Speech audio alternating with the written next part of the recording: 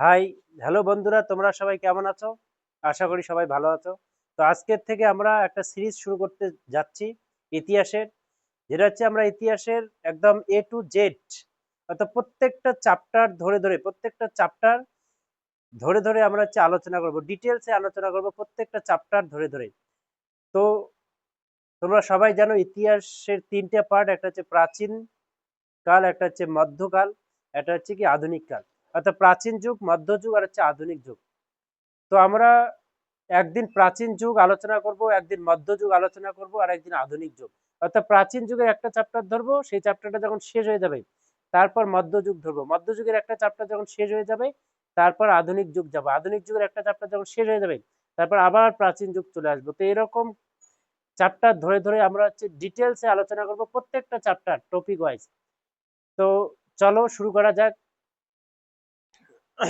তো আজকে আমরা প্রথমে যে চ্যাপ্টারটা আলোচনা করব প্রাচীন যুগের, সেটা হচ্ছে বৌদ্ধ ধর্ম। তো চলো বৌদ্ধ ধর্মের একদম প্রত্যেকটা জিনিস, প্রত্যেকটা আহ, বৌদ্ধ ধর্মের হচ্ছে প্রত্যেকটা কথা, অর্থাৎ যা কিছু আমাদের দরকার একদম ডিটেলস এ টু জেড আমরা বৌদ্ধ ধর্মটাকে জানবো। তো চলো তাহলে শুরু করা যাক। দেখো, বৌদ্ধ ধর্ম, তো কোনো একটা ধর্মের কথা আমাদের মাথায় এলে প্রথমেই আমাদের যে কথাটা বা যে প্রশ্নটা আমাদের মাথায় আসে সেটা হচ্ছে এই ধর্মের প্রবর্তক কে, কে এই ধর্মটাকে শুরু করলো, কে ধর্মটাকে নিয়ে আসলো।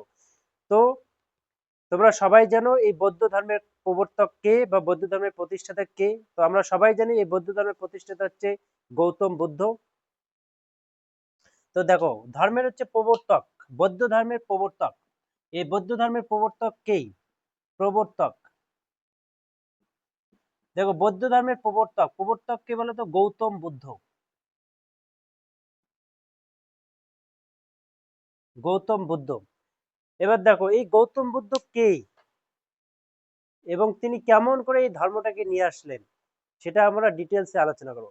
তো দেখো, তিনিও তো একজন মানুষ ছিলেন, সাধারণ মানুষ, সবার মতো মানুষ যেরকম হয় তিনিও মানুষই ছিলেন। কিন্তু যুগে যুগে আমাদের এই পৃথিবীতে, এই ভারতবর্ষে এমন অনেক ঋষি মনীষীর জন্ম হয়েছে, অর্থাৎ এমন মহান মহান ব্যক্তিরা পৃথিবীতে জন্মগ্রহণ করেছেন যারা নিজেকেই সেই মানবের জায়গা থেকে মহামানবতা, অতি মানবের জায়গায় রূপান্তরিত করেছেন।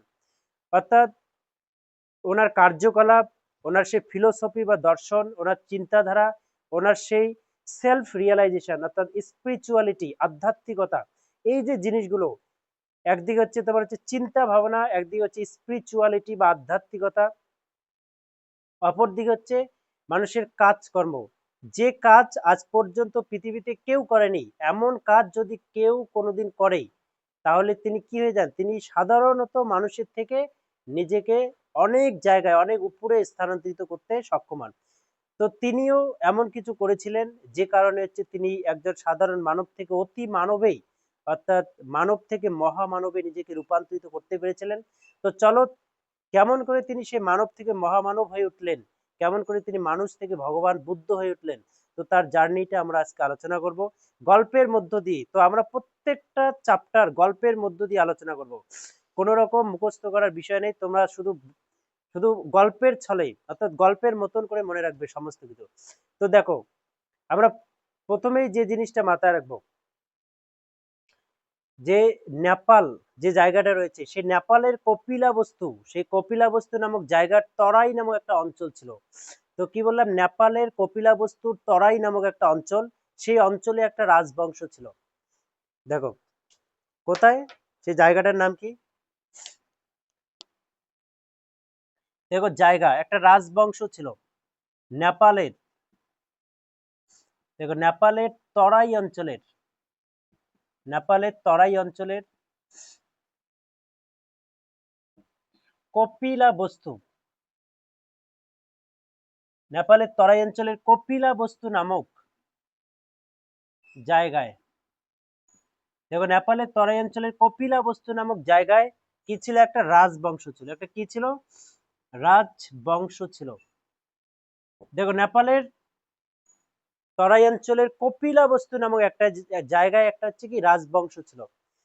এবারে রাজবংশের রাজা কে ছিলেন? দেখো যেহেতু একটা রাজবংশ ছিল, তো সেই বংশের একজন রাজা থাকবেন।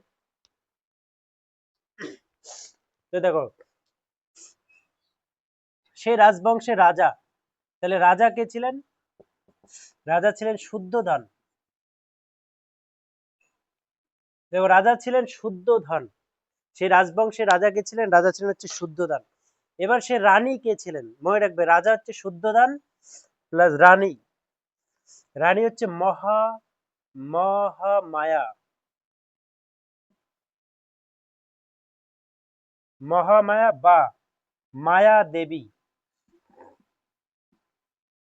মহামায়া বা মায়া দেবী ছিলেন রানী। দেখো রাজা কে ছিলেন? রাজা হচ্ছে শুদ্ধোধন, রানী কে ছিলেন? মহামায়া বা মায়া দেবী। দেখো এবার হচ্ছে কি রাজা কে ছিলেন, রানী কে ছিলেন আমরা জানলাম। এবার দেখো, এবার একজন রাজার সব থেকে বড় যে চিন্তার বিষয়, সেই চিন্তার বিষয়টা হচ্ছে কি, যে আমার পরে রাজা কে হবে, অর্থাৎ আমার পর এই যে আমার যে সিংহাসন রাজপাট তার দায়িত্বভার সামলাবে কে। তো এই চিন্তাটাই ছিল তার সব থেকে বড় কারণ। হচ্ছে কি কারণ হচ্ছে যে শুদ্ধোধন এবং মায়াদেবী তাদের বিয়ের অনেক বছর হয়ে গেল কিন্তু তাদের কোনো সন্তান ছিল না। তো এবার দুজনেরই চিন্তা হচ্ছিল, রাজারও চিন্তা হচ্ছিল, রানীরও চিন্তা হচ্ছিল যে আমাদের তো একটা সন্তান দরকার। এবার সন্তান না থাকলে আমাদের এই সিংহাসনে বসবে কে, পরবর্তী রাজা হবে কে, বা এই সিংহাসনের দায়িত্বভার কে সামলাবে। তো এরকম পরিস্থিতিতে দুজনে চিন্তিত হয়ে উঠলেন। চিন্তিত হয়ে ওঠার পর দেখো মায়াদেবী এবং রাজা শুদ্ধোধন কিছু উপায় না পেয়ে তারা কি করলেন, এই যে মায়াদেবী ছিল, সে মায়াদেবী কি করলেন, মায়াদেবীর একজন নিজের বোন ছিল যার নাম, দেখো মায়াদেবীর হচ্ছে একজন বোন ছিল, মায়াদেবীর একজন কি ছিল, বোন, যার নাম হচ্ছে কি মহাপ্রজাপতি গৌতমী, মহাপ্রজাপতি, মহাপ্রজাপতি, দেখো মহাপ্রজাপতি গৌতমী কে ছিল, বোন। তাহলে মায়াদেবীর একজন বোন ছিল, কার বোন ছিল, মহামায়া বা মায়াদেবীর একজন বোন ছিল মহাপ্রজাপতি গৌতমী। এবার দেখো এই যে মায়াদেবী কি করলেন, তিনি ঠিক করলেন যে যেহেতু আমাদের কোনো সন্তান নেই, তাই তিনি ঠিক করলেন কি, যে তিনি নিজের বোনের সঙ্গে তার যে স্বামী রয়েছেন সেই শুদ্ধোধনের বিয়ে দেবেন। তো তিনি কি ঠিক করলেন, যে তিনি ঠিক করলেন যে তার নিজের বোনের সঙ্গে তার যে স্বামী শুদ্ধোধন অর্থাৎ রাজার সাথে তার বোনের বিয়ে দেবেন। তাহলে তিনি কি করলেন, বিয়ে দিলেন শুদ্ধোধনের সঙ্গে, রাজা শুদ্ধোধনের সঙ্গে কার বিয়ে দিলেন, মহাপ্রজাপতি গৌতমী। সে মহাপ্রজাপতি অর্থাৎ রাজার শালিকা, যাকে শালি বলা হয়, রাজা কি করলেন, তার শালিকে বিয়ে করলেন। এবার দেখো একটাই কারণে বিয়ে করলেন, যে যে একজন সন্তান খুবই তাদের কাছে দরকার ছিল, কারণ নাহলে পরবর্তী সিংহাসনের দায়িত্ব বা সামলাবে কে। তো তার জন্য তাদের একটা সন্তানের খুবই দরকার ছিল। তার জন্য রানী কি করলেন, রানী তার নিজের বোনের সঙ্গে রাজা শুদ্ধোধনের বিয়ে দিয়ে দিলেন যাতে একটা সন্তান তাদের ঘরে আসে। এবার দেখো এবার তাদেরও বিয়ে হয়ে গেল, বিয়ে হওয়ার অনেক বছর কেটে গেল, কিন্তু সমস্যাটা হচ্ছে যে চিন্তা ছিল সেই চিন্তাই থেকে গেল, চিন্তা থেকে তারা মুক্ত হতে পারলো না। আবার কি হয়ে গেল, আবার তাদের কোনো বিয়ে করার পরেও দেখো নিজের শালীকে বিয়ে করার পরেও রাজার কোনো সন্তান জন্ম হলো না। এরকম পরিস্থিতিতেই তাদের সব থেকে বড় চিন্তার বিষয় হয়ে দাঁড়ালো। তো এরকম করতে করতে তারা কি করলো, তারা সেই সময়কার যারা গুণী ঋষি মনীষী ছিলেন তাদের কাছে গেলেন, গিয়ে বললেন যে এরকম এরকম ব্যাপার, আমাদের কোনো সন্তান নেই, তো কি করতে হবে যার জন্য আমাদের একটা সন্তান আসবে ঘরে, কি করলে আমরা আমাদের সন্তান পাবো, তাতে কি করলে আমাদের কোনো সন্তান হবে। তো সেই সময়ের যারা ঋষি মনীষী ছিলেন তারা বললেন যে দেখো তোমাদের কি করতে হবে, তোমাদের যজ্ঞ করতে হবে, এই যজ্ঞ করলে তোমাদের ঘরে সন্তান জন্ম হবে, তোমাদের ঘরে পুত্র সন্তান জন্ম হবে, কিন্তু তোমাদের এক যজ্ঞ করতে হবে। কিন্তু যজ্ঞ যে তারা করবে, কিন্তু এই যজ্ঞের একটা সুফল রয়েছে, একটা কুফল রয়েছে। দেখো এই যজ্ঞের সুফলটা হচ্ছে কি, যে পুত্র সন্তান জন্ম হবে, অর্থাৎ তাদের ঘরে পুত্র সন্তান আসবে। এবার কুফলটা কি, প্রত্যেকটা জিনিসের হচ্ছে দুটো দিক থেকে একটা সুফল একটা কুফল। তো এই যজ্ঞটার দুটো দিক ছিল, একটা সুফল একটা কুফল। তো সুফল দিকটা এটাই ছিল যে তাদের ঘরে পুত্র সন্তান জন্ম নেবে, কিন্তু কুফল দিকটা এটাই ছিল, কি ছিল, যে সন্তান জন্মগ্রহণ করার পর যে রানী সে যজ্ঞটা করবেই, সেই রানীর তো পুত্র সন্তান হবেই, কিন্তু সেই রানী পৃথিবীতে বেশি দিন থাকবে না, সেই রানী মারা যাবে। অর্থাৎ সন্তান জন্ম দিয়েই তিনি পৃথিবী থেকে চলে যাবেন, তিনি বেশি দিন পৃথিবীতে থাকবেন না। এই যজ্ঞের হচ্ছে কি এটাই ছিল কুফল। তো দেখো তারা জানতো যে তাদের ঘরে একটা পুত্র সন্তানের কত বড় দরকার ছিল, না হলে তাদের পরবর্তী রাজা হবে কি, কে সামলাবে তাদের এই রাজপ্রাসাদ। তো তারা বাধ্য হলো, রানী কি করলেন, রানী মায়া দেবী যে বড় রানী ছিলেন তিনি বাধ্য হলেন, তিনি মেনে নিলেন, তিনি জানতেন যে কত বড় একটা দরকার, অর্থাৎ তার জীবনের চেয়েও দরকার হচ্ছে কি তার একজন সন্তানের। তো তিনি রাজি হয়ে গেলেন, তিনি ঠিক করলেন যে তিনি যজ্ঞ করবেন। এরকম করে যজ্ঞ করা হলো। যজ্ঞের পর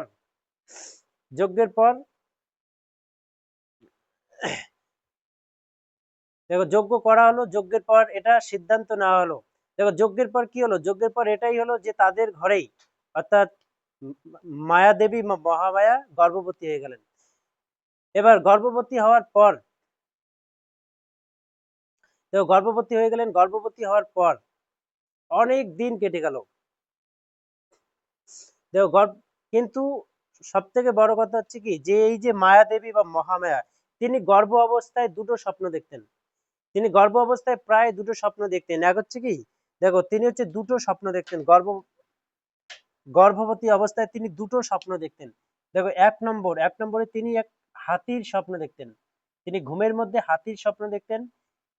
দেখো এবার শাস্ত্র অনুযায়ী কোনো মা যদি গর্ভ অবস্থায় হাতির স্বপ্ন দেখেন, তাহলে তার যে অনাগত সন্তান, যে সন্তানের তিনি জন্ম দেবেন বা যে সন্তান পৃথিবীতে আসবে, তিনি হবেন একজন চক্রবর্তী রাজা, অর্থাৎ যার প্রভাব সারা পৃথিবীতে ছড়িয়ে পড়বে এবং হাজার হাজার বছর ধরে তার সেই প্রভাব বা প্রতিপত্তি বা যশ পৃথিবীতে কায়েম থাকবে এবং তিনি অনেক মানুষের উপর রাজ করবেন। অর্থাৎ তিনি অনেক মানুষের মনটাকে জয় করবেন। অর্থাৎ এরকম নয় যে খারাপ কাজ করে জয় করবেন, অর্থাৎ তিনি ভালো কাজ করবেন এবং তিনি মানুষের মনটাকে জয় করে নেবেন। এবার এতে হচ্ছে কি, এতে রাজা দেখো এতে হচ্ছে কি, এতে তো ঠিকই ছিল যে তার রাজার ছেলে রাজা হবে, এবার তার থেকেও বড় রাজা হবে। তো প্রত্যেকটা রাজাই চায় যে তার ছেলেটা তার থেকেও বড় রাজা হোক। কিন্তু তিনি আর একটা স্বপ্ন দেখতেন। সে কি স্বপ্ন দেখতেন, দেখো তিনি এক পদ্ম ফুলের স্বপ্ন দেখতেন।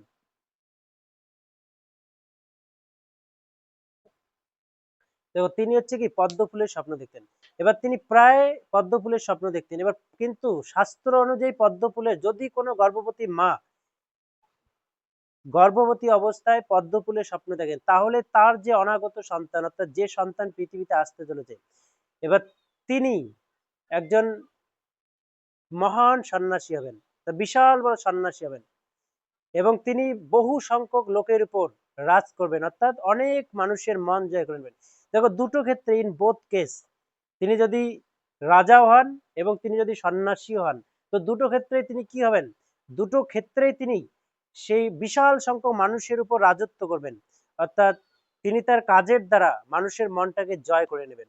তিনি দুটো ক্ষেত্রেই একই যশ বা প্রতিপত্তি, একই তার সেই কি বলে যশ ছড়িয়ে পড়বে সারা পৃথিবীতে। রাজা হলেও ছড়িয়ে পড়বে, তিনি যদি সন্ন্যাসী হন তাহলেও তার সেই যশ, তার সেই প্রতিভা সেটা সারা পৃথিবীতে ছড়িয়ে পড়বে এবং সারা পৃথিবীর মানুষের মনটাকে সে জয় করে নেবে এবং পৃথিবীতে আসার পরেও লক্ষ লক্ষ হাজার হাজার বছর পরেও তার সে যশ, তার সে প্রভাবটা মানুষের উপর থাকবে। এবার দেখো এবার সমস্যা হচ্ছে কি, প্রথমটা যদি হয় অর্থাৎ রাজার ছেলে যদি রাজা হয় তো এর থেকে ভালো কথা নেই, কিন্তু দ্বিতীয় হচ্ছে কি রাজার ছেলে যদি সন্ন্যাসী হয়ে যান, যার জন্য এত কিছু যে তাদের একটা সন্তান দরকার, এবার সেই সন্তানই যদি কি হয়ে যায়, সেই সন্তানই যদি সন্ন্যাস গ্রহণ করে, তাহলে এর থেকে আর খারাপ পরিস্থিতি নেই।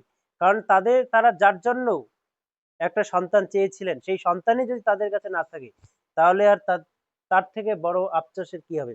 তো এরকম পরিস্থিতি, তার মা প্রায় দুটো স্বপ্ন দেখতেন। এরপর দেখো তার মা এই দুটো স্বপ্ন দেখতেন এবং কি হলেন, এই যে তার এই স্বপ্ন দোষ, অর্থাৎ তিনি যে এই যে মাঝে মাঝে স্বপ্নগুলো দেখতেন, তো এরপর তারা কি করলেন, এরপর তারা হচ্ছে সেই ঋষি মনীষীর কাছে গেলেন, যিনি বা যার কাছে তিনি যজ্ঞ করেছিলেন। তো বললেন যে এরকম এরকম ব্যাপার, তার মা প্রায় এই দুটো স্বপ্ন দেখে। তো তিনি বললেন যে যে তো তখন রাজা বললেন যে সে যদি প্রথমটা হয়ে যায়, অর্থাৎ সে যদি প্রতাপশালী বা চক্রবর্তী রাজা হয়ে যায় তাহলে তো কোনো সমস্যা নেই, কিন্তু দ্বিতীয় স্বপ্নটা যদি খেটে যায়, দ্বিতীয়, তাহলে তো কি হবে, তাহলে তো পরিস্থিতি খুব খারাপ হয়ে যাবে। তো তখন সে ঋষি মনীষী বললেন তাকে যে দেখুন, মানুষ তখনই সন্ন্যাস গ্রহণ করে যখন তার মনে দুঃখ বা সে দুঃখের সম্মুখীন হয় বা তার মনটা কি দুঃখে ভরা থাকে, অর্থাৎ সে মানুষের দুঃখে দেখুক বা নিজের দুঃখে দেখুক, সে মানুষের দুঃখে হোক বা নিজের দুঃখে হোক দুঃখিত হয়। তো তখন তিনি বললেন যে তিনি সেদিনই তিনি কি করবেন, যে তিনি অর্থাৎ মানুষ তখনই সন্ন্যাস গ্রহণ করে যদি বা যখন সে দুঃখের মধ্যে পড়ে থাকে। তো তার জন্য এমন কিছু করতে হবে যাতে দুঃখের যে আঁচ, সেই আঁচটাও যাতে হচ্ছে কি, যাতে তাকে ছুতে না পারে, অর্থাৎ সে যাতে যাতে টাচ করতে না পারে, দুঃখ দুঃখ যাতে সে কখনো অনুভব করতে না পারে যে দুঃখ জিনিসটা আসলে কি। তার জন্য রাজা কি করলেন, রাজা বৈভব বাড়িয়ে দিলেন। এবার সমগ্র রাজপ্রাসাদে, সমগ্র, অর্থাৎ সবাইকে তিনি আদেশ দিলেন, যত প্রহরী ছিল, কর্মচারী ছিল, যে এমন এমন কিছু করো যাতে হচ্ছে কি, যাতে আমার এই অনাগত সন্তানকে দুঃখ স্পর্শ পর্যন্ত না করতে পারে। অর্থাৎ তিনি বৈভব বাড়িয়ে দিলেন। এবার তিনি কি করলেন, যে তিনি এটা ঠিক করলেন যে তার যে অনাগত সন্তান জন্ম নেবেন সে যাতে সোনার পালঙ্কে করে জন্মায়। তার জন্য সোনার পালঙ্ক তৈরি করা হয়েছিল যাতে তার সন্তান সোনার পালঙ্কে করে জন্মাতে পারে। কিন্তু তো এরকম পরিস্থিতিতে তিনি সবাইকে আদেশ দিয়েছিলেন, সমস্ত কর্মচারীকে, যে এই যে রাজ্যের যত দুঃখী, যত গরিব, যত যত হচ্ছে কি, অর্থাৎ যত দুঃখী মানুষ, গরিব মানুষ রয়েছে, যত জর্জরিত মানুষ রয়েছে, সবাইকেই, মানে সবাই যাতে হচ্ছে কি একটু আড়ালে থাকে, সবাইকে একটু আড়ালে রেখে দিতে হবে, যাতে হচ্ছে, অর্থাৎ গৌতম বুদ্ধের চারপাশে যাতে এরা কেউ না থাকে। অর্থাৎ তাকে এমন একটা পৃথিবীতে রাখা হবে, এমন একটা জগতে রাখা হবে যে জগৎটা হচ্ছে মোহ বা মায়া দিয়ে ঘেরা, যার সঙ্গে বাস্তব দুনিয়ার কোনো রকম কোনো মিল নেই। অর্থাৎ তাকে এমন একটা জগতে রাখো যাতে সে বুঝতেই না পারে যে বাস্তব জগৎটা আসলে কি জিনিস, বাস্তব জগৎটা আসলে কাকে বলে, বাস্তব জগৎটা কতটা নিষ্ঠুর, কতটা কঠিন। তো তাকে এমন একটা জগতের মধ্যে রাখো যে জগতে সে থাকলে যেন সে মনে করে যে এটাই হচ্ছে কি, এটাই পৃথিবী, এটাই সবকিছু, এর থেকে বাইরে কিছু হয় না, এবং হয়তো সে যেরকম সুখে আছে সবাই এরকমই সুখে আছে। তো এরকম করা হলো, তার জন্য বৈভব বাড়িয়ে দেওয়া হলো যাতে কোনো দুঃখের আঁচ তাকে ছুঁতে না পারে, সমস্ত দুঃখী গরিব মানুষকে রাজপ্রাসাদ থেকে বের করে দেওয়া হলো, বাইরে আড়ালে রাখা হলো। তো এরকম পরিস্থিতিতে তখনকার একটা নিয়ম ছিল, নিয়মটা হচ্ছে কি, যে যখন মা, অর্থাৎ ডেলিভারি হবে হবে অবস্থা, গর্ভবতী গর্ভবতী মা কি করতেন, তিনি তার, অর্থাৎ বাপের বাড়িতে চলে যেত। অর্থাৎ এটাই ছিল নিয়ম যে মা গর্ভবতী হওয়ার আগে বাপের বাড়িতে চলে যাবেন। এবার সেই সময় চলে আসলো তার, অর্থাৎ মায়া দেবীর, যে তিনি, অর্থাৎ তার সন্তান জন্মগ্রহণ করার, অর্থাৎ সময় চলে আসলো, এর জন্য সে কি করলো, এর জন্য সে বাপের বাড়িতে চলে যাওয়ার সিদ্ধান্ত নিল। অর্থাৎ রাজা সিদ্ধান্ত নিলেন তাকে বাপের বাড়ি পাঠাবেন, যেহেতু সেই সময় একটা রীতি ছিল যে গর্ভবতী হওয়ার আগে বাপের বাড়িতে যেতে হবে, এবং বাপের বাড়িতেই কি হবে, সে বাপের বাড়িতেই সন্তান জন্ম নেবে। তো এরকম পরিস্থিতি কি করলেন, সেই রানীকে, আগে আগে হচ্ছে তোমার বড় বড় পালকি ছিল, এরকম করে পালকিতে রানীকে তুলে দেওয়া হলো। এবার যা যা যত কিছু জিনিস দরকার সমস্ত কিছু দিয়ে রানীকে হচ্ছে কি পাঠিয়ে দেওয়া হলো সে বাপের বাড়িতে। এবার দেখো, এই যে রানী ছিলেন মহামায়া বা মায়া দেবী, সে মহামায়া বা মায়া দেবী, ইনি কে ছিলেন, ইনিও এক রাজবংশের রাজকুমারী ছিলেন। সেই রাজবংশের নাম কি, দেখো সেই রাজবংশের নাম ছিল কলিয়া, কলিয়া রাজবংশ, কলিয়া রাজবংশ। দেখো সেই কলিয়া রাজবংশ ছিল, সেই রাজবংশের রাজা ছিলেন, সে কলিয়া রাজবংশের রাজা, রাজা হচ্ছে দণ্ডপাণি, রাজা হচ্ছে কি, রাজা দণ্ডপাণি, সে দণ্ডপাণির হচ্ছে কি, দণ্ডপাণির বোন, রাজা দণ্ডপাণির বোন কে ছিলেন, এই যে মায়া দেবী বা মহামায়া, মহামায়া বা মায়া দেবী। তো মহামায়া বা মায়া দেবী কে ছিলেন, ওই সময়ের একটা রাজবংশ ছিল, সেই রাজবংশের নাম কলিয়া, সে কলিয়া রাজবংশের রাজা দণ্ডপাণির বোন ছিলেন। তো মহামায়া বা মায়াদেবীকে পাঠিয়ে দেওয়া হলো, এবং মায়াদেবী কি করলো, মায়াদেবী হচ্ছে সেই বাড়িতে যেতে লাগলো। এবার যাওয়ার পথে, অর্থাৎ বাপের বাড়ি যাওয়ার পথে কি হয়ে যায়,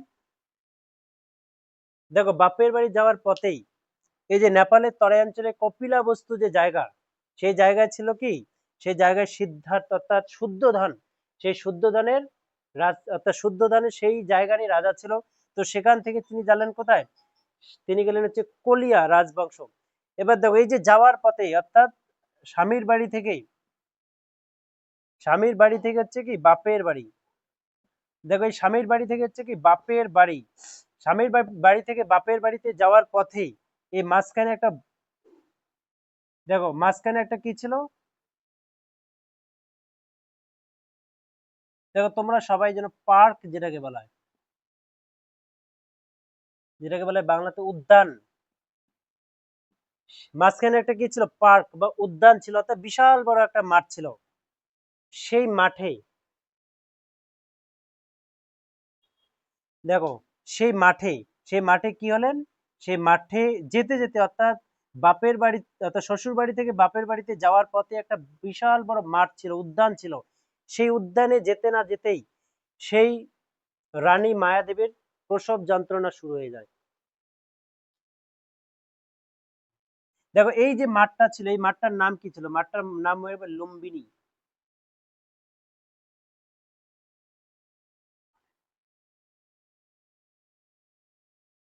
সেই লুম্বিনী, লুম্বিনী নামক এক উদ্যানে, দেখো এই যে মাঠ অর্থাৎ বিশাল বড় একটা মাঠ যেটাকে উদ্যান বলা হয়, সে বাপের বাড়ি থেকে অর্থাৎ সে যখন স্বামীর বাড়ি থেকে বাপের বাড়িতে যাচ্ছিল, সে যাওয়ার সময় মাঝখানে হচ্ছে একটা মাঠ ছিল, সে মাঠটার নাম হচ্ছে কি লুম্বিনী। লুম্বিনী নামক এক উদ্যানে কি হয়ে যায়, সে মায়াদেবীর প্রসব যন্ত্রণা শুরু হয়ে যায়।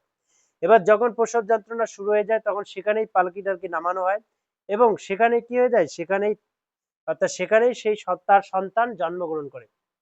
দেখো সেখানেই তার সন্তানের জন্মগ্রহণ করে। এবার দেখো যেই যে একটা উদ্যান একটা মাঠের মধ্যে জন্মগ্রহণ করার জন্য, মাঠের মধ্যে হচ্ছে কি সন্তান জন্মগ্রহণ করার জন্য, সন্তান জন্ম দেওয়ার জন্য, মাঠের মধ্যে একটা সন্তান জন্ম দেওয়ার জন্য, দেখো মাঠের মধ্যেই সন্তান জন্ম দেওয়ার জন্য কি হয়ে যায়, সেই যে রানী মহামায়া বা মায়াদেবী, দেখো তোমরা সবাই জানো যে মায়ের সাথে কি থাকে, মায়ের সাথে হচ্ছে সন্তানের, মায়ের সাথে সন্তানের হচ্ছে একটা দেখো মায়ের সাথে সন্তানের একটা নারীর টান থাকে।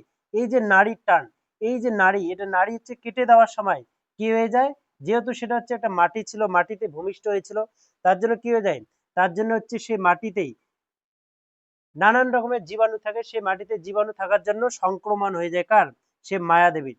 সেই সংক্রমণ অর্থাৎ দেখো মাটিতে সন্তান জন্ম দেওয়ার জন্য নানান, তোমরা সবাই জানো মাটিতে নানান রকম জীবাণু থাকে, সেই জীবাণু এবং নাড়ি কাটার সময় তার মায়ের কি হয়ে যায়, সংক্রমণ হয়ে যায় নাড়ি কাটার জন্য। এবার সংক্রমণ হওয়ার কারণেই তার কি হয়ে যায়, তার হচ্ছে রোগ, অর্থাৎ সে রোগে ভুগতে থাকে। এবার রোগে ভোগার কারণেই এই যে সন্তান জন্ম দেওয়ার 1 সপ্তাহের মধ্যেই তার যে মা মহামায়া, সে মহামায়ার মৃত্যু হয়ে যায়। এটা মনে হচ্ছে 1 সপ্তাহের মধ্যেই সেই সন্তান জন্ম দেওয়ার 1 সপ্তাহের মধ্যে কি হয়ে যায়, 1 সপ্তাহের মধ্যে মারা যায় মায়াদেবী বা মহামায়া। দেখো যে যে সন্তানের জন্মগ্রহণ করার কথা ছিল সোনার পালঙ্কে, সেই সন্তান কোথায় জন্মগ্রহণ করলেন, সেই সন্তান ভূমিষ্ঠ হলেন মাটিতে। দেখো যার জন্য যার বাবা সোনার পালং তৈরি করেছিল, বৈভব বাড়িয়ে দিয়েছিল, সেই সন্তান জন্মগ্রহণ করলেন কোথায়, একটা হচ্ছে মাটিতেই, অর্থাৎ তিনি মাটিতে জন্মগ্রহণ করলেন। এবং এই মাটিতে জন্মগ্রহণ করার জন্যই তার মায়ের সংক্রমণ হয়েছিল এবং তার মা 1 সপ্তাহের মধ্যে মারা গেল। ওই যে ভবিষ্যৎবাণী ছিল, যখন যজ্ঞ করেছিল বলেছিল যে সন্তান তো জন্মগ্রহণ করবে কিন্তু তার মা বেশি দিন বাঁচবে না, তার মা মারা যাবে সন্তান জন্মগ্রহণ করার পর। তো সেই ভবিষ্যৎবাণী সত্যি হয়ে গেল। তো এবার দেখো এবার কি হয়ে গেল, দেখো আসল কথা হচ্ছে কি, যে সন্তান ভবিষ্যতে এত বড় একজন সন্ন্যাসী হবেন এবং সন্ন্যাসী হওয়ার পক্ষে তার সব থেকে বড় যে বাধাটা সৃষ্টি হবে সেটা হচ্ছে তার মা। তার মা যদি থাকে তাহলে সে কখনো এত সহজেই বাড়ি থেকে বের হয়ে যেতে পারবে না, বাড়ি থেকে চলে যেতে পারবে না। তার জন্য কি করলেন, তার জন্য ভগবান উপর থেকেই তার সঙ্গে অর্থাৎ তার জন্মগ্রহণ করার সঙ্গে সঙ্গে তার মায়ের সঙ্গে যে তার বন্ধন, সে বন্ধনটা শেষ করে দিলেন। অর্থাৎ তার জন্মগ্রহণ করার সঙ্গে সঙ্গে তার মায়ের সাথে যে তার একটা বন্ধন ছিল সেই বন্ধনটাকে ছিন্ন করে দিল। এই বন্ধন ছিন্ন করার কারণেই দেখো ভবিষ্যতে যে এত বড় সন্ন্যাসী হবেন, যে বাড়ি ছেড়ে চলে যাবেন এবং তার বাড়ি থেকে ছেড়ে চলে যাওয়া, তার বাড়ি ছেড়ে চলে যাওয়ার জন্য তার সব থেকে বড় যে বাধাটা, সেই বাধাটাই তিনি প্রথম দিনই কি করলেন, প্রথম দিনই সেটাকে দূর করে দিলেন। তো দেখো এরপর হচ্ছে মায়াদেবী বা মহামায়া মারা গেলেন। এরপর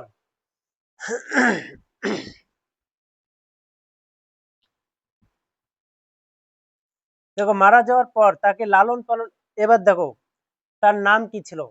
দেখো প্রথমেই তো আর গৌতম বুদ্ধ তার নাম ছিল না। প্রথম জন্মগ্রহণ করার পরে তো সে গৌতম বুদ্ধ হয়ে ওঠেনি, অর্থাৎ বুদ্ধ হয়ে ওঠেনি।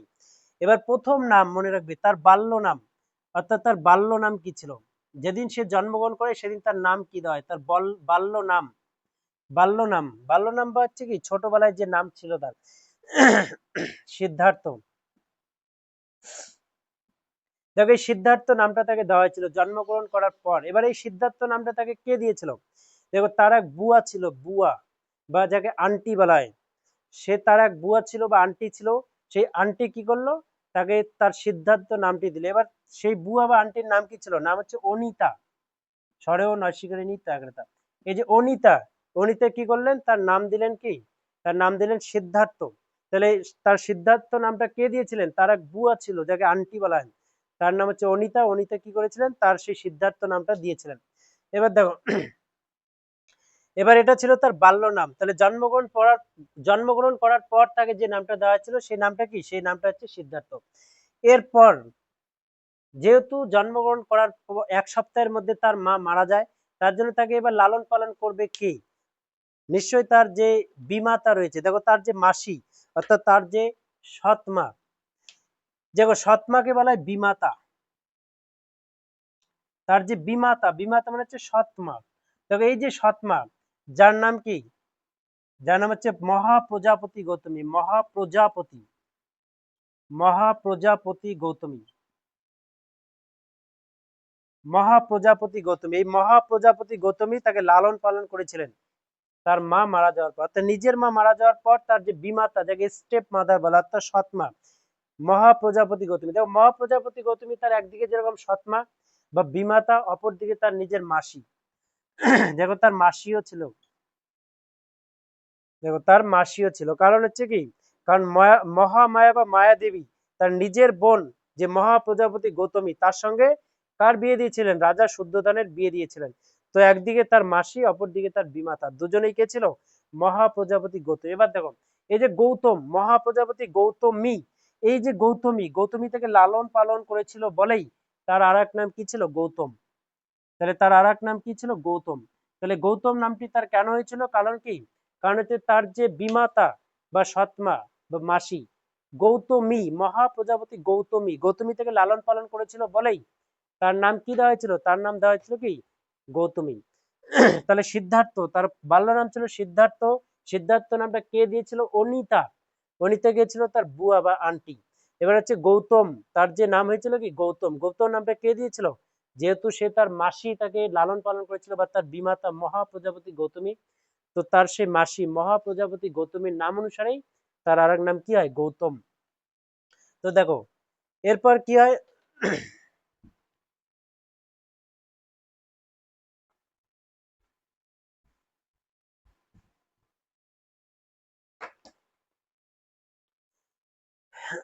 তো দেখো এরপর হচ্ছে কি হয়, এরপর সে ধীরে ধীরে বড় হয়ে ওঠে।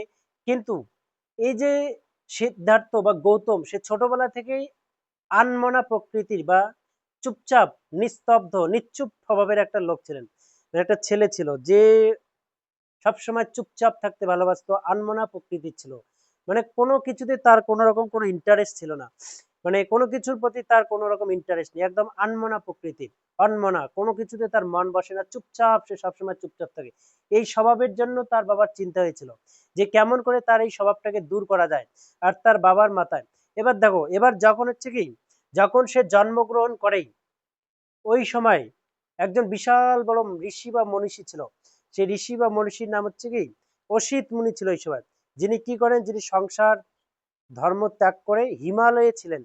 তিনি হিমালয়ে তার জীবন কাটাচ্ছিলেন। তো যখন একদিন হিমালয়ে থাকাকালীন তিনি এক স্বপ্ন পেয়েছিলেন, যে এই পৃথিবীতে, অর্থাৎ এই নেপালের তরাই অঞ্চলের কপিলাবস্তু নামক স্থানের লুম্বিনী যে জায়গা, সেখানে এক বিশাল বড় মনীষীর জন্ম হয়েছে, যে ভবিষ্যতে কি হবে, ভবিষ্যতে বিশাল বড় এক সন্ন্যাসী হবে, এবং যার যে যশ যাকে বলে প্রতিপত্তি সারা সারা পৃথিবীতে ছড়িয়ে পড়বে। তো তিনি যখন সেই স্বপ্নটা পেয়েছিলেন, তো তিনি ঠিক করেছিলেন তিনি আসবেন, এসে দেখা করবেন সেই সন্তানটিকে। তো তিনি ঠিক করলেন যে একদিন আসবে, তিনি একদিন চলেই আসলেন কোথায়, তিনি একদিন চলেই আসলেন সেই রাজ দরবারে, শুদ্ধোধনের রাজা শুদ্ধোধনের রাজ দরবারে চলে আসলেন।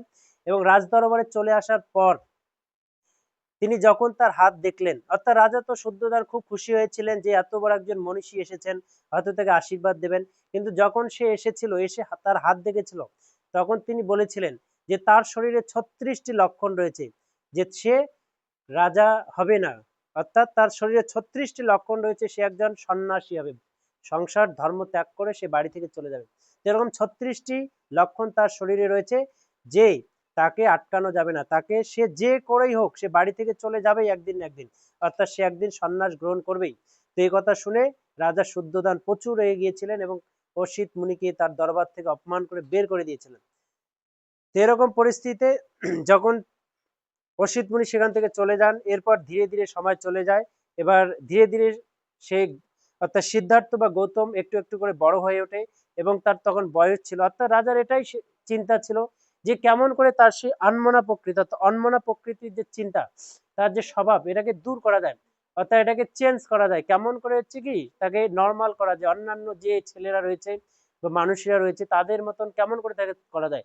অর্থাৎ সব থেকে বড় মাথায় যে চিন্তাটা ছিল, যে কেমন করে তাকে আটকানো যায়, যাতে সে কি, যাতে সে সন্ন্যাস গ্রহণ না করে, অর্থাৎ তাকে সন্ন্যাস গ্রহণ করা থেকে কেমন করে আটকানো যায়। তো এরকম পরিস্থিতিতেই রাজা একদিন সিদ্ধান্ত, তো রাজার মাথায় বুদ্ধি এসেছিল যে আসলে একটা মানুষ যখন সংসারের মধ্যে আবদ্ধ থাকে, যখন সংসারের চতুর্দিক থেকে সংসারের দায়িত্বভার তার মাথায় এসে চাপে এবং মাথায় এসে পড়ে, তখন সংসারের দায়িত্বে সে একদম মানে কি হয়ে যায়, একদম হচ্ছে চাপে পড়ে যায়, তখন সে অন্য কিছু আর ভাবতে পারে না। তো তার জন্য তাকে এমন কিছু করা যাক, তাকে সংসারে চাপে রাখা যাক। এবার এমন কিছু তাকে করা যাক, অর্থাৎ এক কথায় তাকে এমন একটা জায়গায় বন্দি করে রাখা যাক যেখান থেকে সে চাইলেও বের হতে পারবে না। আর এটা সব থেকে বড় উপায়টা হচ্ছে কি, তাকে বিয়ে দেওয়া যাক। অর্থাৎ তাই রাজা ঠিক করলেন যে যদি তার বিয়ে দেওয়া যায়, অর্থাৎ যদি তার স্ত্রী আছে এবং তার সন্তান জন্মগ্রহণ করে, হয়তো তাহলে সেই তার স্ত্রীর মুখ দেখে, সন্তানের মুখ দেখে হয়তো বাড়ি থেকে চলে যাবে না, অর্থাৎ এত সহজেই হয়তো সে সন্ন্যাস গ্রহণ করবে না। তো এরকম করে কি করা যায়, রাজা শুদ্ধোধন একদিন সিদ্ধান্ত নিয়েই ফেললেন যে তার বিয়ে দেবেন। কিন্তু এবার সমস্যা হচ্ছে, বিয়ে দিতে গেলে তো দেখতে হবে, মেয়ে দেখতে হবে। এবার এই দিক, এই রাজার কাছে যেতে হবে, রাজার মেয়ে, কোন রাজার মেয়ে ভালো। এবার প্রত্যেকটা রাজার কাছে কাছে যাও, প্রত্যেকটা রাজ দরবারে যাও, দেখো মেয়ে কে কিরকম, তারপর যখন পছন্দ হবে তারপর হচ্ছে কি, তারপর তো বিয়ে দেওয়া হবে। কিন্তু এই যে রাজা এই টেনশনে ছিলেন, যদি তাকে এই রাজ দরবার থেকে বাইরে নিয়ে যাওয়া যায়, এবং যদি সে কোনো রকমে কোনো দুঃখ তার শরীরে, অর্থাৎ কোনো দুঃখ তার মনে লেগে যায় বা কোনো দুঃখ তাকে স্পর্শ করে, তাহলে তো সে, তাকে আটকানো যাবে না। তার জন্য রাজা ঠিক করলেন কি করবেন, যে নিজের মধ্যেই কারো সাথে তাকে বিয়ে দেবেন। তো এই যে তার যে মামা ছিল, অর্থাৎ রাজা শুদ্ধোধনের শ্যালক, অর্থাৎ শালা, রাজা দণ্ডপাণি, সেই দণ্ডপাণি, অর্থাৎ একদিকে সিদ্ধার্থ গৌতমের মামা, অপরদিকে হচ্ছে কি, অপরদিকে রাজা শুদ্ধোধনের হচ্ছে শালা। তার এক মেয়ে ছিল, দেখো, তার এক মেয়ে ছিল, মেয়ের নাম হচ্ছে গোপা বা যশোধারা, গোপা বা গোপা বা যশোধারা। দেখো রাজা শুদ্ধোধন কি করলেন, এই যে গোপা বা যশোধারা, গোপা বা যশোধারাকে শুদ্ধোধনের নিজের শালার মেয়ে, অর্থাৎ এক কথা হচ্ছে কি গৌতম বা সিদ্ধার্থের নিজের মামার মেয়ে, তার সঙ্গে কি করলেন, তার সঙ্গে গোপা বা যশোধারার বিয়ে দিয়ে দিলেন সিদ্ধার্থের সঙ্গে, যার নাম এখন কি সিদ্ধার্থ গৌতম বা গৌতম সিদ্ধার্থ। এবার তার সঙ্গে কি করলেন, তার সঙ্গে বিয়ে দিয়ে দিলেন। এবার দেখো যখন তার বিয়ে দেওয়া হলো তখন তার বয়স কত ছিল, 16 বছর। এবার যখন তার বিয়ে দেওয়া হলো তখন তার বয়স কত ছিল, তখন তার বয়স ছিল 16 বছর। এবার 16 বছর বয়সে তাকে বিয়ে দেওয়া হলো। এবার বিয়ে যখন তাকে দেওয়া হলো, তখন দেখো এরকম করে বিয়ে দেওয়ার পর সে কতদিন তার সংসার, দেখো বিয়ে দেওয়ার পর সে 13 বছর কেটে গেল। এবারে 13 বছর পর, দেখো বিয়ে দেওয়ার 13 বছর পর দেখো বিয়ে দেওয়ার 13 বছর পর সে তার সংসার কেটে গেল। এবার 13 বছর, এটা মনে রাখবে যে 13 বছর সে কি করেছিল, 13 বছর সে তার সংসার অর্থাৎ সাংসারিক জীবন, দেখো 13 বছর সে তার সাংসারিক জীবন কাটিয়েছিল। এবার 13 বছর সাংসারিক জীবন কাটার পর যখন তার বয়স হয়েছিল কত, 29 বছর। দেখো 13 বছর সাংসারিক জীবন কাটার পর যখন তার বয়স হয়েছিল 29 বছর, এই 29 বছর বয়সে একদিন যখন তার বয়স হয়েছিল, দেখো এতদিন সে সাংসারিক জীবন কাটালো, 13 বছর, এবার সে হয়ে গেল 29 বছর। এতদিন সাংসারিক জীবন কাটানোর পর হয়তো তার বাবা ভেবেই নিয়েছিল, বা সবাই ভেবেই নিয়েছিল কি, যে যেহেতু এতদিন সময় কেটে গেল, হয়তো সে আর এরকম কোনো কিছু করবে না, যে যার জন্য কি, যার জন্য হচ্ছে সে সন্ন্যাস গ্রহণ করে। যেহেতু সে যেহেতু সে এত বছর ধরে ছিল, তার জন্য হচ্ছে কি, তো দেখো 13 বছর সে সাংসারিক জীবন যাপন করলো। এবার 13 বছর সাংসারিক জীবন যাপন করার পর তার বাবা ভাবলেন কি, যে এতদিন হয়ে গেল, যেহেতু এতদিন 29 বছর বয়স হয়ে গেল, তার মধ্যে বড় কথা 13টা বছর সে তার সাংসারিক জীবন কাটালো। এবার এতদিন যেহেতু হয়ে গেল, তো এখন হয়তো সে আর সংসার ত্যাগ করে সন্ন্যাস গ্রহণ করবে না। কারণ অর্থাৎ তার বাবা ভেবেছিল যে যদি যাওয়ার হতো তো এতদিনে হয়তো চলেই যেত। তো তার বাবা এর জন্য কি করলেন, যেহেতু তার বাবারও বয়স অনেক হয়ে গিয়েছিল, তো তার বাবা যেহেতু বয়স্ক হয়ে গিয়েছিল, দিন দিন তার বয়স বাড়তে লাগলো, তো তার বাবা কি করলেন, একদিন তাকে বললেন যে এখন তুমি এই সিংহাসনের দায়িত্বভার সামলাও, আমি এখন এই সমস্ত দায়িত্বভার তোমার হাতে দিয়ে একদম রিল্যাক্স ফিল করতে চাই, অর্থাৎ আমি একটু স্বস্তি নিতে চাই। মানে যেহেতু আমার বয়স হয়ে গেছে, তুমিও বড় হয়ে গেছো, তো এখন কাজ করো, এখন থেকে রাজা তুমি হয়ে যাও, আমি আমার সমস্ত রাজ্যের দায়ভার তোমার হাতে তুলে দিচ্ছি। এবার আমি কি, আমি একটু মানে আমি এই সমস্ত কিছু থেকে অবসর নিতে চাই, এক কথায়। তো তার বাবার মুখে এইসব কথা শোনার পর সে বলেছিল ঠিক আছে আমি রাজা হব। সিদ্ধার্থ বা গৌতম বলেছিল ঠিক আছে আমি রাজা হব, কিন্তু আমার কতটা একটা শর্ত আছে। শর্তটা কি? শর্তটা হচ্ছে এই, যে রাজা হওয়ার আগেই আমি কি করব, আমি আমার পুরো যে সাম্রাজ্যটা রয়েছে রাজপ্রাসাদ, সে রাজ্যটা একবার ঘুরে দেখতে চাই। এবার এই রাজ্যটা একবার ঘুরে দেখে আসার পর আমি দেখতে চাই আমার রাজ্যের অবস্থা কিরকম, আমার রাজ্যের যে প্রজা, সেই প্রজাদের অবস্থা কিরকম, আমার রাজ্যের আর্থিক অবস্থা কিরকম, এই সমস্ত কিছু দেখার পর আমি রাজ্যের দায়িত্বভার নেব, তার আগে নেব না। আমি অন্ততপক্ষে একবার রাজা হওয়ার আগে কি করবো, একটা চক্কর কাটাবো পুরো রাজ্যটাতে। এবার সে কি করলো, তার বাবা যখন এই কথাটা শুনলো, তার বাবার মাথায় একদম বাজ এসে পড়লো, একদম পুরো আকাশ ভেঙে এসে পড়লো, যে বলে কি, যদি কোনো কারণে, এবার সে যেহেতু বলেই দিয়েছে যে যতদিন না সে একবার চক্কর দেবে ততদিন পর্যন্ত সে দায়িত্বভার নেবে না। কিন্তু এই কথা শোনার পর তার বাবা ভাবলো যে এই যে সে যে বেরোতে যাবে, বের হয়ে যাবে একটা রাজ্য, অর্থাৎ একটা রাজ্য যখন ঘুরবে, অটোমেটিক্যালি কি হবে, অটোমেটিক্যালি নানান রকমের দৃশ্য সে দেখতে পাবে, নানান রকমের দুঃখী, গরিব, নির্যাতিত মানুষের সঙ্গে তার দেখা হবে, যারা শারীরিক দিক থেকে দুর্বল, মানসিক দিক থেকে দুর্বল, যারা না খেয়ে মারা যাচ্ছে, যারা খেতে পারে না দিনে, এরকম পরিস্থিতি, এই সমস্ত দৃশ্য যদি তার চোখের সামনে এসে পড়ে, আর এই সমস্ত দৃশ্য যদি সে দেখে, তাহলে কি হবে, সে অটোমেটিক্যালি দুঃখ তার, অর্থাৎ দুঃখ তাকে স্পর্শ করবে। আর এই যে ভবিষ্যৎবাণী ছিল, দুঃখ যেদিন তাকে স্পর্শ করবে, অর্থাৎ যেদিন, একটা ভবিষ্যৎবাণী কি ছিল, যে যেদিন দুঃখের ছোঁয়া এসে তার শরীরে পড়বে বা তার মনের মধ্যে এসে পড়বে, অর্থাৎ যেদিন সে দুঃখটা কি জিনিস, সে দুঃখ সে বুঝতে পারবে, সেদিনই কি করবে, সেদিনই সে সন্ন্যাস গ্রহণ করবে। কিন্তু যেহেতু এতদিন হয়ে গেল, তো তার বাবা যেহেতু একদিকে চিন্তিত ছিল, সে রাজ্য ঘুরে দেখার সময় যদি এরকম কোনো কিছু দেখে ফেলে, কিন্তু একদিকে তার বিশ্বাসও ছিল এতদিন হয়ে গেল হয়তো এবার নাও যেতে পারে, তো এর জন্য তার বাবা রাজি হয়ে গেল। কিন্তু তাকে বাইরে যাওয়ার আগেই, তার বাবা তাকে বাইরে যাওয়ার পারমিশন দেওয়ার আগে তার বাবা কি করলো, সমস্ত যে প্রহরীরা ছিল সবাইকে আদেশ দিল যে যত দুঃখী দুঃখী গরিব এবং নির্যাতিত, যারা না খেয়ে পড়ে আছে, না খেয়ে মারা যায়, সমস্ত মানুষদেরকে একদম আড়ালে রাখো, যে রাজা অর্থাৎ সিদ্ধার্থ বাইরে যাওয়ার সময় যাতে কোনো খারাপ পরিস্থিতি বা কোনো খারাপ মানুষ অর্থাৎ দুঃখী মানুষ তার চোখের সামনে এসে না পড়ে, যার জন্য যাতে কি, যাতে সে দুঃখ না পায়। এরকম করে বন্দোবস্ত করা হয়েছিল, সমস্ত দুঃখী গরিব মানুষকে তার রাজপ্রাসাদ থেকে দূরে সরিয়ে দেওয়া হয়েছিল। এবার সে ঠিক করা হলো কি, তাকে আদেশ দেওয়া হয়েছিল যে ঠিক আছে তুমি যাও, গিয়ে একবার চক্করটা দিয়ে আসো। এবার সে কি করলো, দেখো সে যখন বাড়ি থেকে গিয়েছিল তার পুরো রাজ্যটা ঘুরে দেখার জন্য, তখন সে কি দেখেছিল, তখন সে 4টি দৃশ্য দেখো। সে প্রথম প্রশ্ন হচ্ছে সে কার সাথে গিয়েছিল। দেখো তার এক ঘোড়া ছিল, দেখো তার ঘোড়া ছিল, সে ঘোড়ার সঙ্গে গিয়েছিল। এবার ঘোড়ার নাম হচ্ছে কি কণ্টক। কণ্টক, এই যে গৌতম বুদ্ধের অর্থাৎ সিদ্ধার্থ বা গৌতম, সেই সিদ্ধার্থ বা গৌতমের ঘোড়ার নাম ছিল কণ্টক।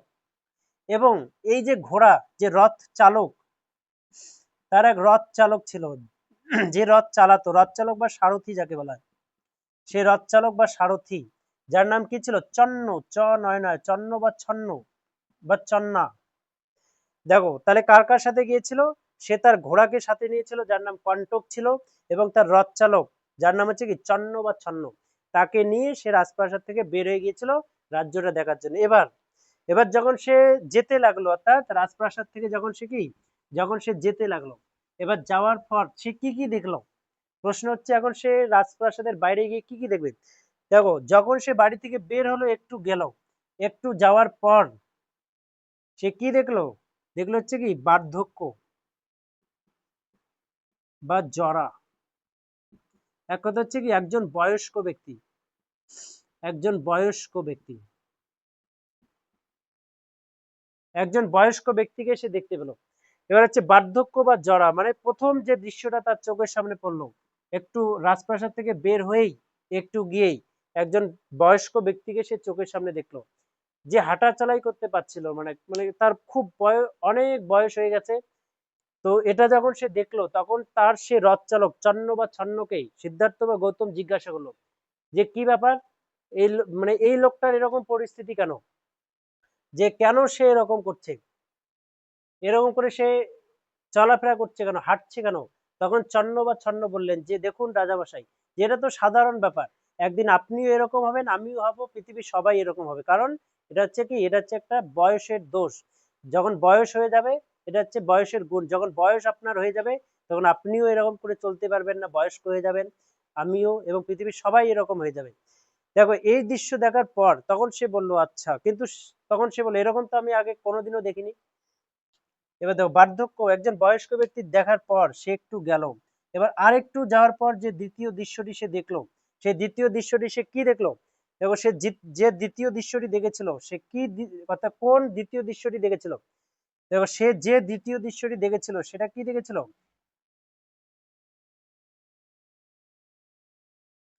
দেখো একজন হচ্ছে অসুস্থ ব্যক্তি,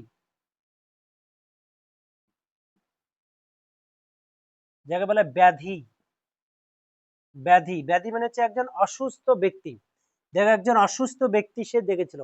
এবার যখন সে একজন অসুস্থ ব্যক্তি দেখলো, এবার সে অসুস্থ ব্যক্তিকে দেখার পর যে হচ্ছে কি, যে হাঁটতেই পাচ্ছে না, একদম নানান রকম আওয়াজ করছে, নানান রকম হচ্ছে কাকুতি মিনতি করছে সবাইকে, সবার যাকেই সে দেখছে তার, অর্থাৎ তার কাছে সে কাকুতি মিনতি করছে আর নানান রকমের ডাকাডাকি করছে। এরকম দেখার পর যখন সে এই যে অসুস্থ ব্যক্তিটিকে দেখলো, তখন সে আবার চন্ন বা ছন্নকে বললো যে কি ব্যাপার, এই লোকটা এরকম করে পড়ে আছে কেন, যে এরকম পরিস্থিতি কেন, এরকম করে ডাকাডাকি করছে কেন। তখন চন্ন বা ছন্ন বলেন যে আসলে লোকটা অসুস্থ, লোকটার রোগ হয়েছে, ব্যাধি হয়েছে, এ যার জন্য হচ্ছে কি সে হাঁটতে পারছে না, উঠতে পারছে না, এবং যার জন্য সে এরকম করছে, এরকম করে পড়ে আছে।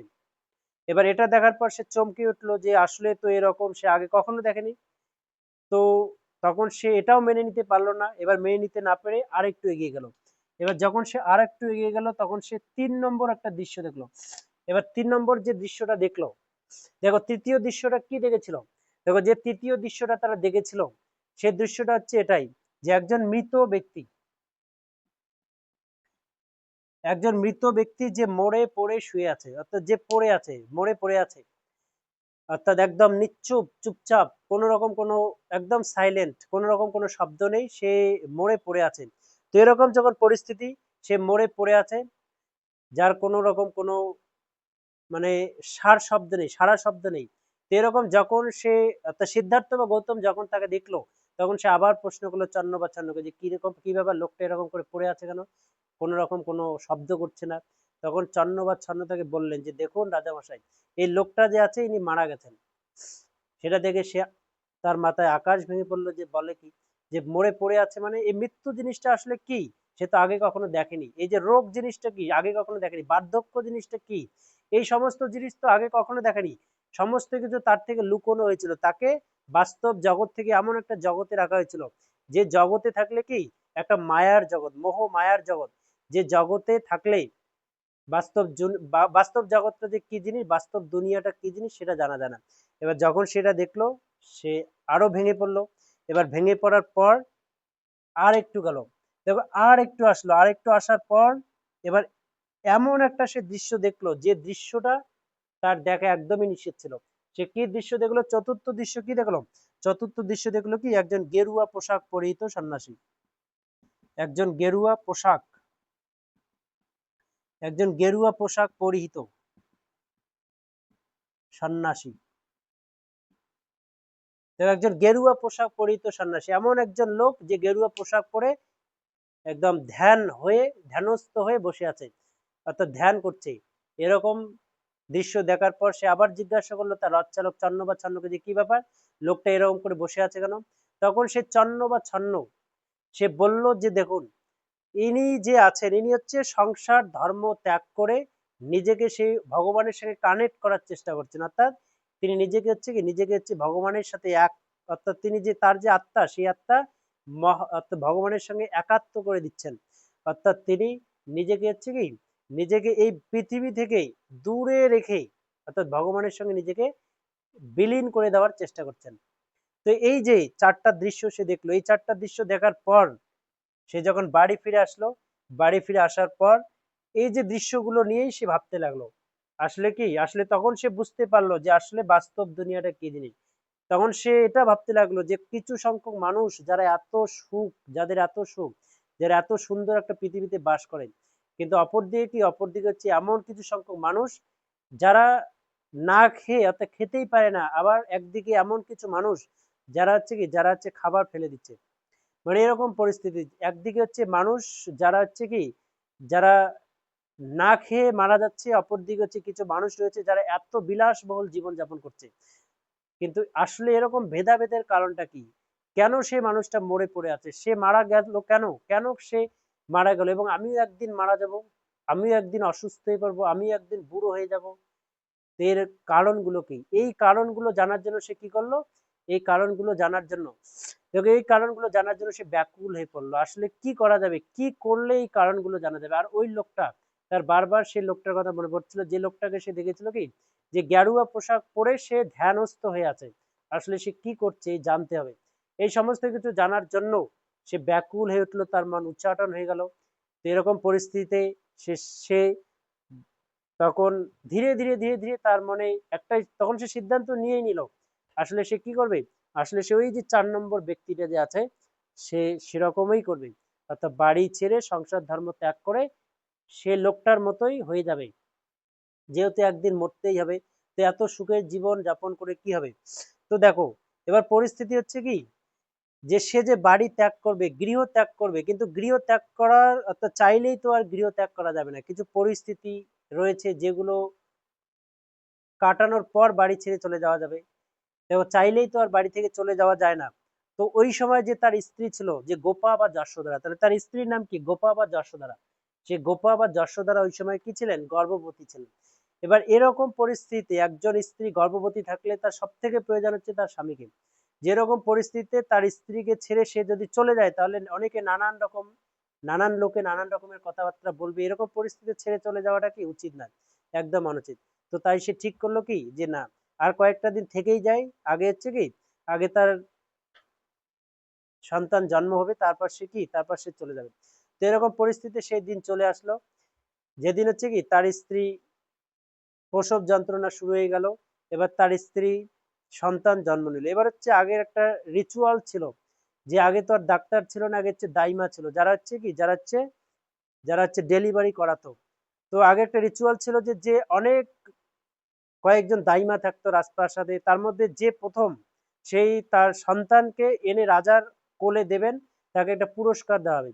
তো প্রথম যে ব্যক্তিটি যখনই অর্থাৎ প্রথম যে দাইমা তাকে এনে দিল তার সন্তান তার হাতে, যখনই তার সন্তানকে তার হাতে দেওয়া হলো, তার কোলে দেওয়া হলো, কোলে তুলে দেওয়া হলো, তখনই তার মুখ থেকে হচ্ছে কি একটা শব্দ চলে আসলো যে শব্দটা হচ্ছে কি রাহুল। দেখো, যখনই তার ছেলেকে তার হাতেই দেওয়া হয়েছিল তখনই তার মুখে একটা শব্দ চলে এসেছিল, যার কি শব্দ চলে এসেছিল? রাহুল। দেখো, এই রাহুল শব্দ অর্থ হচ্ছে কি পথের কাটা। রাহুল শব্দের অর্থ হচ্ছে পথের কাটা। এই যে রাহুল শব্দটা তখনই তার মুখ থেকে বের হয়ে যায়, আর যখন তার মুখ থেকে এই শব্দটা বের হয়ে যায় সবাই তখন বুঝেই ফেলে যে আসলে রাজা কি তার নাম রাখার চেষ্টা করছে। সবাই ভাবে যে রাজা তার নাম রাখার চেষ্টা করছে, অর্থাৎ রাজা তার নাম রাখছে রাহুল। কিন্তু আসলে সে যে রাহুল শব্দটা প্রকাশ করেছিল তার কারণ এটাই ছিল যে যার জন্য সে এতদিন ধরে সিংহাসন অর্থাৎ বাড়ি ছেড়ে চলে যেতে পারলো না। তো বাড়ি ছেড়ে চলে যাওয়ার কারণেই ছিল কি তার সেই সন্তান, যে সন্তানের জন্ম হলো, যার জন্যই তাকে পথের কাঁটা বলেছিল। আর এর জন্যই তার সেই শব্দটা উচ্চারণ করেছিল রাহুল শব্দটা। আর এই রাহুল শব্দ থেকেই যখন সে উচ্চারণ করেছিল তখন থেকে তার ছেলের নাম হয়ে যায় কি এই রাহুল।